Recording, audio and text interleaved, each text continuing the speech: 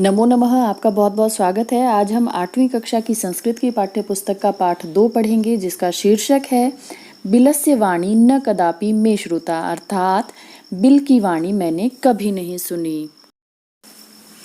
कस्मिंश्चित् वने खरनखरः नाम सिंह प्रतिवसति स्म। किसी वन में खरनखर नाम का एक शेर रहता था। स कदाचित् इतस्ततः परिभ्रमन् क्षुधार्तः न किंचिदपि आहारं प्राप्तवान्। क्षुधार्तः होता है भूख से व्याकुल होना। उसे एक बार भूख से व्याकुल होने पर, इधर उधर घूमने पर भी कुछ प्राप्त नहीं हुआ, अर्थात उसे कोई भी भोजन नहीं मिला।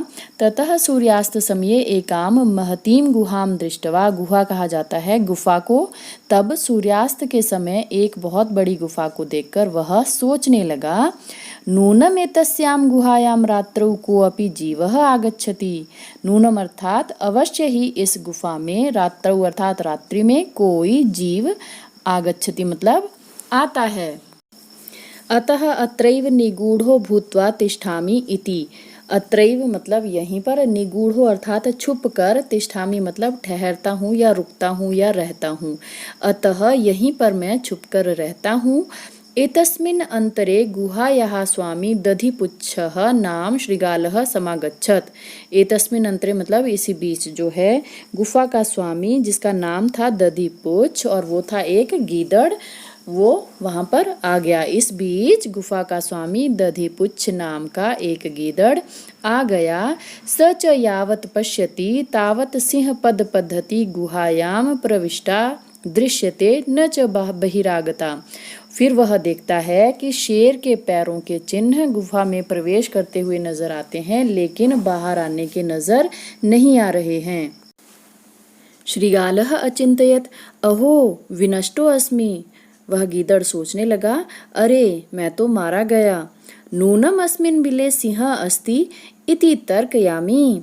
अवश्य ही इस बिल में एक शेर है, मुझे ऐसा प्रतीत हो रहा है या मुझे ऐसा लग रहा है।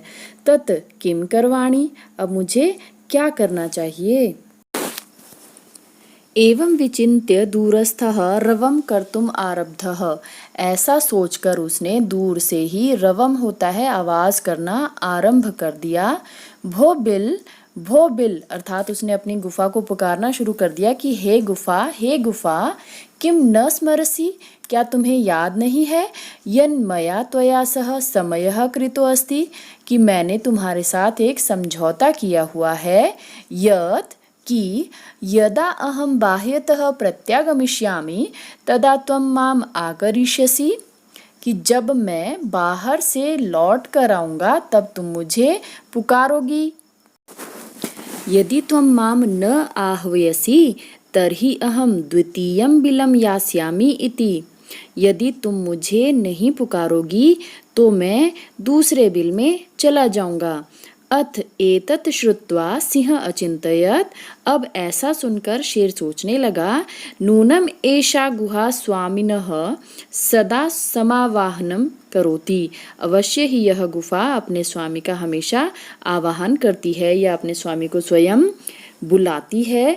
परंतु मद भयात किंचिदपि न वदति, परंतु मेरे भय से या मेरे डर से वो गुफा जो है कुछ भी बोल नहीं रही है। अथवा साधु इदम उच्यते भय संत्रस्त मनसाम हस्तपादादिकाः क्रियाः प्रवर्तन्ते न वाणी च वेपथुश्च अधिको भवेत्। अथवा उचित ही कहा गया है या सत्य ही कहा गया है कि जो डरे हुए मन वाले लोग होते हैं उनके हाथ पैर आदि भी जो है कार्य नहीं करते, अर्थात जो डरा हुआ होता है उसके हाथ पैर भी कोई काम नहीं करते। और वेपतुश्च अधिको भवेत वाणी, और वाणी में भी कंपन होने लगता है, अर्थात जो इंसान डरा हुआ होता है, जिसका मन डरा हुआ होता है, उसके हाथ पैर आदि भी कार्य नहीं करते और उसकी वाणी भी जो है कांपने लगती है। तद अहम अस्य आह्वानम करोमि, इसलिए मैं इसका आह्वान करता हूँ, अर्थात इसको पुकारता हूँ। एवं स बिले प्रविश्य में भोजनम भविष्यति। इस प्रकार से बिल में प्रवेश करने पर वह मेरा भोजन बन जाएगा, अर्थात मैं उसे खा जाऊंगा। इत्थम विचार्य सिंह सहसा श्रीगालस्य आह्वानम अकरोत्। ऐसा सोचकर उसने शीघ्र ही उस गीदड़ का आह्वान किया, अर्थात उस गीदड़ को आवाज दी। सिंहस्य उच्च गर्जन प्रतिध्वनिना सा गुहा उच्चै श्रीगालम आह्वयत्।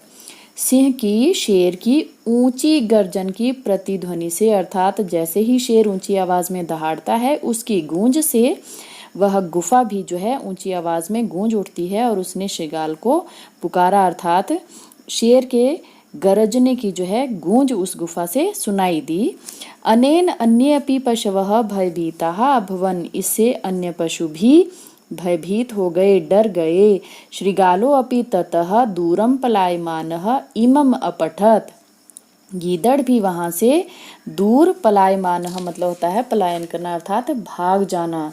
तो जैसे ही श्रीगाल को गीदड़ को उसकी आवाज सुनाई दी वह भी वहां से दूर भाग गया और भागते हुए उसने इमम अपठत् ऐसा पढ़ा या ऐसा कहा। अब इस श्लोक में ये बताया गया है कि जो आने वाली विपत्ति को समय रहते भांप लेता है और उसका कुछ ना कुछ उपाय कर लेता है वही मनुष्य सुखी रहता है। अनागतम यह कुरुते स शोभते स शोच्यते यो न करोति अनागतम। वने अत्र संस्थस्य समागता जरा बिलस्य वाणी न कदापि मे श्रुता। अनागतम अर्थात जो संकट नहीं आया है या जो विपत्ति अभी नहीं आई है, यह कुरुते स शोभते अर्थात जो विपत्ति या जो दुख नहीं आया है उसका आने से पहले ही जो कोई ना कोई उपाय कर लेते हैं वह शोभते मतलब शोभा पाते हैं। और सशोच्यते यो न करोति अनागतम, और जो आने वाले दुख के विषय में कुछ भी उपाय नहीं करते हैं वह दुख उठाते हैं या उनको चिंता करनी पड़ती है। वने अत्र संस्थस्य समागता जरा, इस वन में रहते हुए मुझे समागता जरा मतलब बुढ़ापा आ गया है। जरा कहा जाता है बुढ़ापे को कि मुझे इस वन में रहते हुए बुढ़ापा आ गया है, लेकिन आज तक मैंने कभी भी बिल की वाणी को नहीं सुना, अर्थात बिल को कहते हुए नहीं सुना। बिल जो है कभी भी बात नहीं कर सकते, इसलिए यहाँ पर गीदड़ की बुद्धिमानी का संकेत दिया गया है कि किस प्रकार से गीदड़ ने अपनी बुद्धिमानी से अपनी और जंगल के अन्य पशुओं की रक्षा की। तो इस प्रकार से विष्णु शर्मा द्वारा रचित पंचतंत्र नीति कथा ग्रंथ से लिए गए इस पाठ का समापन होता है। धन्यवाद। Please subscribe my channel for more videos on Hindi and Sanskrit literature.